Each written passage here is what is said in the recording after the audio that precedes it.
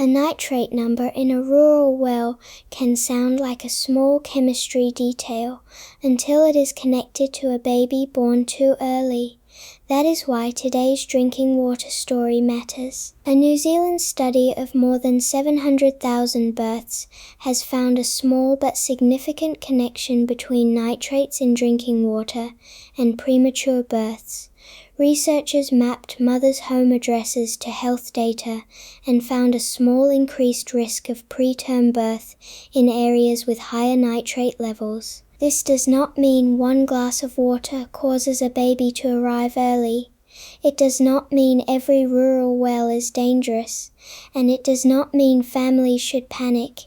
It means something quieter, and in some ways more important. Water quality is not only an environmental issue, it can become a health issue inside a home, inside a pregnancy, before a child has even taken a first breath. New Zealand often thinks of itself as a country of clean water, rain on hills, rivers through valleys, clear streams in tourism ads, green paddocks under wide skies. But drinking water is not protected by beauty. It is protected by testing, treatment, land use rules, pipes, bores, standards, and people paying attention before something goes wrong. The deeper lesson is this. In New Zealand, safe drinking water depends on the whole path the water took before it reached the glass. Nitrate is part of that path. It can come from fertilizer, it can come from animal urine, it can move through soil, it can enter groundwater. Then that groundwater can become drinking water, especially for people using private wells. Most council water supplies have relatively low nitrate levels. That is the point Associate Professor Tim Chambers made in the news. The sharper concern is for people using private wells, where levels may be closer to or even above the legal limit. New Zealand's drinking water standard sets a short-term maximum acceptable value for nitrate at 50 milligrams per litre when measured as nitrate. That is the same as 11.3 milligrams per litre when measured as nitrate nitrogen. Those numbers are not easy to feel. You cannot look at a glass and see 11.3. You cannot taste a legal limit. You cannot smell a risk line. That is why nitrate is different from dirty-looking water.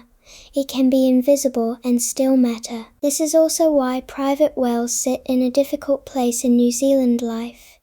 Many rural homes are not connected to the same kind of large council drinking water network that city homes use. Some families rely on their own bore or small supply that can work well. It can be normal, practical, and safe when the water is tested and managed, but the responsibility is different. When a city supply has a problem, there is a council, a water supplier, a regulator, public notices, and usually a lot of attention. When a private well has a problem, the warning may be much quieter. Sometimes the first question is simply whether anyone tested it. New Zealand knows what happens when drinking water protection fails. In 2016, Havelock North had a major waterborne disease outbreak. More than 5,000 people became ill after contamination entered the town's water supply. An official economic report later estimated the total cost to society at about $21 million. That event helped push the country towards stronger drinking water regulation and the creation of a dedicated water services regulator. But the nitrate story is not the same kind of disaster. There is no sudden town-wide stomach bug. There may be no boil water notice. There may be no obvious taste, no smell, no moment when everyone knows something has happened. It is slower, it is statistical. It is about risk moving across many pregnancies, many homes, and many years. That makes it easier to argue about. It also makes it easier to ignore. Premature birth is not a small outcome. A baby born too early may need help breathing, feeding, staying warm, and fighting infection.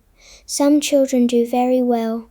Some carry health or development challenges for years. For parents, a premature birth can turn the first days of family life into monitors, tubes, hospital corridors, and waiting.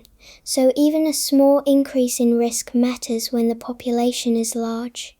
That is how public health often works. The danger is not always one dramatic cause. Sometimes it is a small shift in risk across many people. This is where the story becomes bigger than one study. New Zealand's land and water are tied together. Farming is part of the economy. Food production matters. Rural communities matter.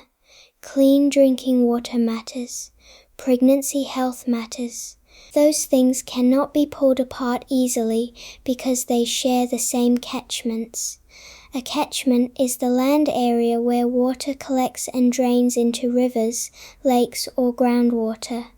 If nitrogen is used on land, some of it can be taken up by plants.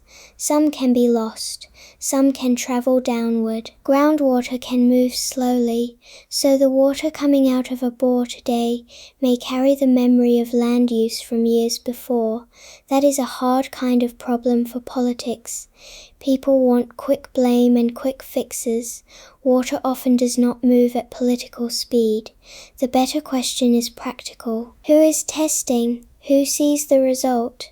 Who understands the result? What happens when the number is high? How easy is it for a pregnant person, a family with a baby, or a rural household to know whether their water is safe? Those questions are not dramatic. They are the questions that turn science into daily protection. There is also a fairness issue. If you live in a city, you may never think about nitrate. You turn on the tap and trust the system. If you live on a rural property, you may need to understand your own supply in a much more direct way. The health risk is not shared evenly because the water system is not the same everywhere.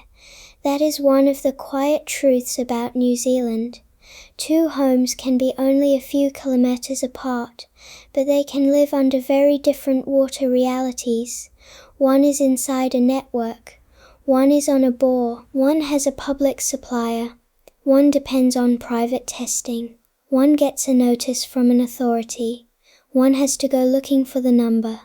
The glass on the kitchen bench looks the same. The story behind it may be very different, so the lesson is not fear. The lesson is attention. If a household uses a private well, especially in a farming area or in a home with someone pregnant or feeding a baby, water testing is not an overreaction. It is basic knowledge. It is like checking the smoke alarm. Most days nothing happens, but you still want to know it works. New Zealand's clean water story has to be more than a national image. It has to reach the kitchen tap. It has to include the rural bore. It has to include the unborn child, the farmer, the council, the scientist, and the family trying to make a safe, ordinary life. If this story is useful, share it with someone who uses tank water, bore water, or lives near rural groundwater, and subscribe for more calm explanations of the systems behind everyday New Zealand life. The water in a glass is never just water. It is the land, the rules, the tests, and the choices that came before it.